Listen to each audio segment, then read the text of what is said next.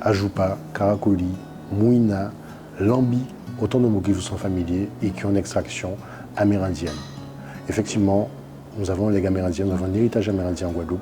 Et l'idée, dans le cadre de cette manifestation que nous organisons les 9 et 10 août, dans le cadre de la Journée internationale des peuples autochtones, nous vous proposons, effectivement, avec notre partenaire Kalina Guada, l'association, mais également le CORECA, d'explorer ce legs amérindien, cet héritage amérindien, dans notre quotidien en Guadeloupe et dans la Caraïbe.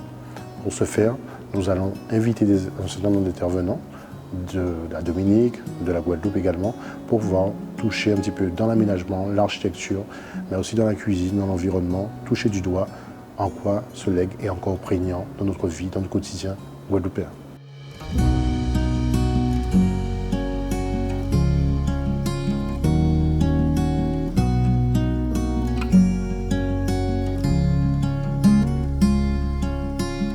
La fameuse implantation coloniale du mercredi 28 juin 1635 à la Pointe-à-l'Aigle a ouvert en période à 6 territoires Banzil, Guadeloupe, qui est très particulière. Contrée qui est opérée ici, à partir des moments là, en 1635, entre l'Occident, avec les Français qui débarquaient 550 mon Occident, et les Amérindiens qui étaient des milliers, quand installé à Banzil et Guadeloupe, et bien, relation là, pour moi, une capitale, c'est ça, nous nie comme identité comme ça. Il y a un vrai conflit qui est ouvert entre les deux nations. À partir du 26 janvier 1636, il y avait l'assassinat à Yans à Vieux-Fort. Nous sommes entrés dans une période jusqu'à 1660, disons, de déséquilibre. Tantôt la guerre, tantôt la paix. Mais il y a deux phases où on peut distinguer d'habiter ça, entre 1636 et 1642-45 à peu près, où les premiers conflits ont traduit en la guerre civile, en monde mort, etc. Après, nous avons une période relativement, disons, de pacification, parce que les colons ont rendu compte que si on continue un tel processus, ça va mettre en danger la colonie là, parce qu'il y a des nègres marrons qui vont joindre les Amérindiens. Donc, la guerre est réouverte en 1654, et puis en 1660, notamment parce qu'il a créé le traité de Basse-Terre du 30 mars 1660 entre trois nations, anglais, français et Kalina. En 1732, nous trouvons un document cartographique à Amodic de Sainte-Maure et qui a situé deux grandes propriétés à Caraïbes, il y a dit Caraïbes. Yonisida, à la pointe de la Grande Vigie, et Yonot, plus étendu à près de 700 hectares, à ces zones entre Campèche actuelle, Anse-Bertrand, et Gros-Cap, Petit Canal. Ça qui était passé en 1660 en Guadeloupe, entre Français, à l'époque, qui étaient seigneurs propriétaires résidents, et les Amérindiens, c'est une partition entre les nations souveraines, une partition du territoire à Banzil, Caraïbes, on partit à la Grande Terre, au Kalina, et la Guadeloupe entendue en tant qu'île de Guadeloupe, colonie française, Martinique, mais Saint-Vincent et Dominique, au Kalina, aux Amérindiens. Bien évidemment qu'il y a une contradiction dans cette société-là qui est exprimée en plusieurs façons.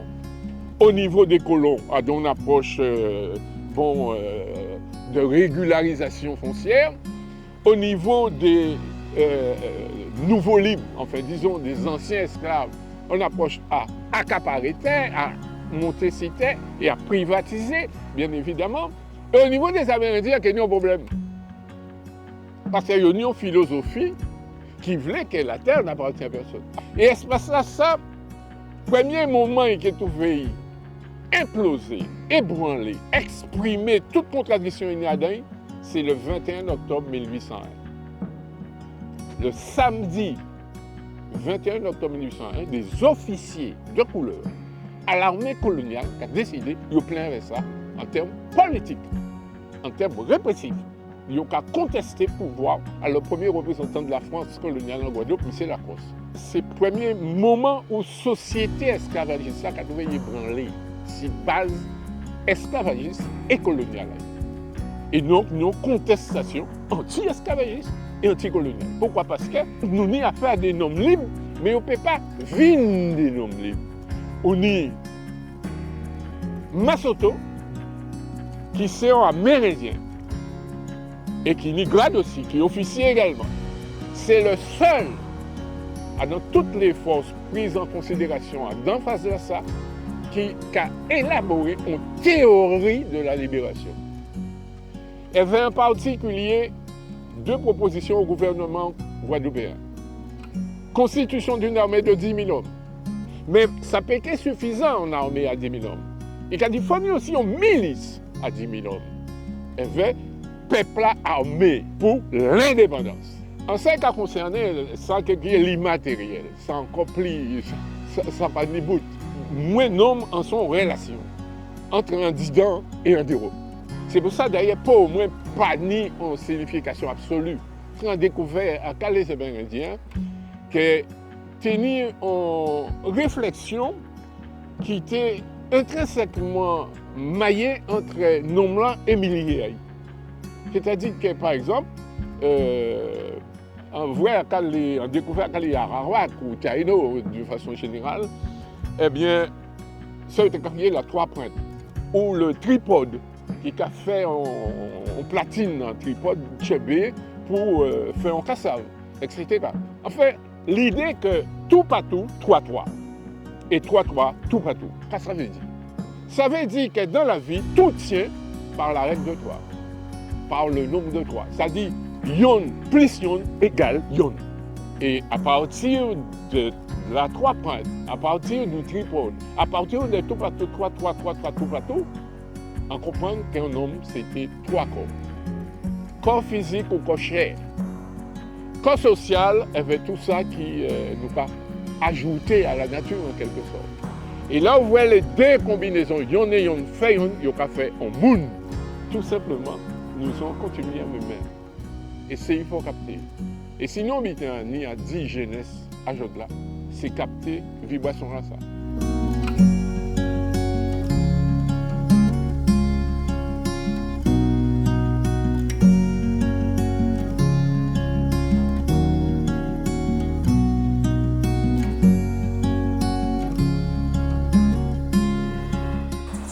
Alors, en Guadeloupe, nous avons quelques traces de la vie des Amérindiens sur notre île. Cependant, elles ont souvent été vraiment détruites parce que ce sont des populations qui respectaient la nature. Et aujourd'hui, souvent, on a tendance à passer une machine sur un terrain, à modifier la pente, à arracher des arbres, à détourner un cours d'eau, etc. Donc il y a des actions assez fortes sur le paysage, y compris par les agriculteurs. Mais d'une manière générale, on a aussi un deuxième problème. On a un legs africain, ça c'est sûr. Nous sommes aujourd'hui dans un lieu où ces ajoupas, ces cahutes, elles sont amérindiennes, mais aussi elles ont quelque chose d'africain. Donc on a liané deux cultures ensemble et qui s'accordent très bien. Parce que dans ces deux cultures, il y a le culte de la nature, enfin le respect de la nature, donc forcément, il y a des liens communs. Maintenant, sur nos constructions actuelles, on a tendance à prendre ce qui vient de l'extérieur comme moderne et donc mieux que ce que nous avions, y compris les matériaux. Des fois, on a d'ailleurs des mélanges, des assemblages de matériaux assez surprenants. Ce qu'on appelle tradition et modernité, mais ça ne matche pas toujours. Donc je pense qu'il faut faire un retour en arrière et regarder de plus près ce que les Amérindiens faisaient, notamment au niveau de la structure de leurs bâtiments, de la différenciation de leurs bâtiments qui servaient à l'abri, à la nuitée et autres, et les bâtiments qui servaient à la communauté. Parce que les Amérindiens avaient ça aussi avec les Africains, c'est qu'on vit en société. On a certes une famille, mais on fait partie d'une société et on a un rôle à jouer dans cette société. Donc forcément, il faut que l'espace social soit inclus dans tout ce que nous faisons. Puis ce qui caractérise l'habitat amérindien, c'est qu'on dissocie les choses. Il y a les choses qui sont sacrées, il y a les choses qui sont, je dirais, des exutoires. On ne mélange pas, par exemple, les pièces de vie, enfin de séjour, de sommeil ou autre, et la cuisine et les sanitaires, etc. Donc à l'époque, bien sûr, on n'était pas aussi structuré, les habitations n'étaient pas aussi structurées, mais les choses se faisaient dans des lieux différents avec des distances entre les lieux, y compris les rivières. Effectivement, les rivières étaient là, l'eau était là, mais on n'habitait pas sur l'eau, on n'habitait pas à proximité de l'eau. L'eau, c'était un usage, et c'était d'ailleurs aussi des usages sacrés, puisque les accouchements se faisaient, les naissances se faisaient dans l'eau. Donc voilà, il y avait un respect de chaque chose de la nature. Et les arbres et la végétation, bien sûr, faisaient partie du confort climatique. Alors en ce qui concerne les risques, quand on a un habitat très léger, bien sûr, il y a très peu de réactions par rapport au risque sismique. Je pense que les Amérindiens, ils ont été plus gênés certainement par les mouvements de la soufrière que par le tellurisme courant. En 1500 ans, ils ont certainement connu des cyclones et donc leur habitat était vraiment contreventé. Les murs partaient du sol, ils étaient légèrement rehaussés, mais après, voilà, on avait deux pans de toiture qui se contrevendaient mutuellement. Donc aujourd'hui, on fait des copies de choses qui n'ont pas été éprouvées ni au séisme, ni au cyclone, etc. Mais tant qu'on vit dans une société qui est riche et où les gens sont assurés, ça ne pose pas de problème. Il faut, à mon avis, revenir à une sobriété en matière de construction. On nous parle d'écologie, mais quand on nous parle d'écologie, on nous parle de domotique. Alors on fait de l'écologie, mais il y a des petits moteurs partout. Donc il n'y a pas réellement de logique, si ce n'est une logique marchande et de consommation. Donc il nous faut réfléchir par nous-mêmes. Je pense que les choses, en ce qui concerne les constructions, vont changer dans les temps qui viennent, parce que ça va être plus dur, parce qu'on risque effectivement, avec le réchauffement de la planète, de connaître des phénomènes climatiques naturels de plus grande ampleur.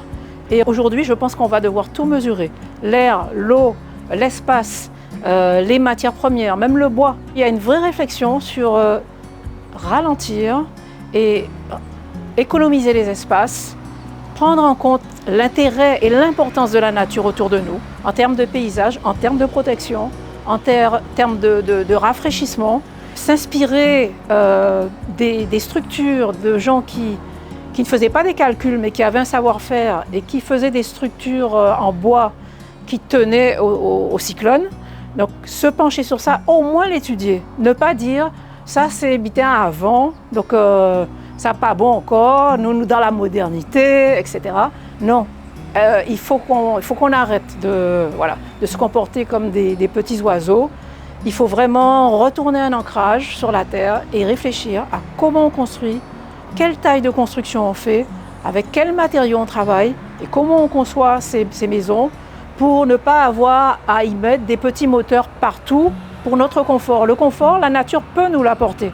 Donc il faut voir comment cette nature, on peut l'amener à nous pour qu'elle nous apporte ce confort dont on nous a besoin. Protection solaire, protection au vent et ainsi de suite. Alors pour Carib Horizon, cette manifestation se veut le pivot dans la suite de la précédente sur le legs africain d'un certain nombre d'actions qu'on va porter et qu'on va pouvoir coordonner dans la Caraïbe sur la question vernaculaire appliquée aux peuples autochtones, appliquée donc africains, amérindiens, et demain, donc l'an prochain, ce qu'on a prévu effectivement, c'est de s'intéresser aux legs européens également. Donc l'idée effectivement, c'est que tous les peuples qui partagent cette amérindianité, ou les peuples qui partagent une identité commune avec nous, puissent effectivement fonctionner dans différents secteurs, sur la coopération, du partenariat. Ça s'inscrit un peu comme le précédent, à un clin d'œil à quelqu'un comme Berthelot, Jacques Berthelot, feu Jacques Berthelot, l'architecte, qui s'était intéressé à Jean Mouncavive et Jean Mouncarité. Et on ne voulait pas rester juste sur l'apparence, l'esthétique, mais montrer comment l'architecture qui compte, c'est l'architecture intérieure, c'est l'architecture de l'humain qu'évoque Raymond Gamin.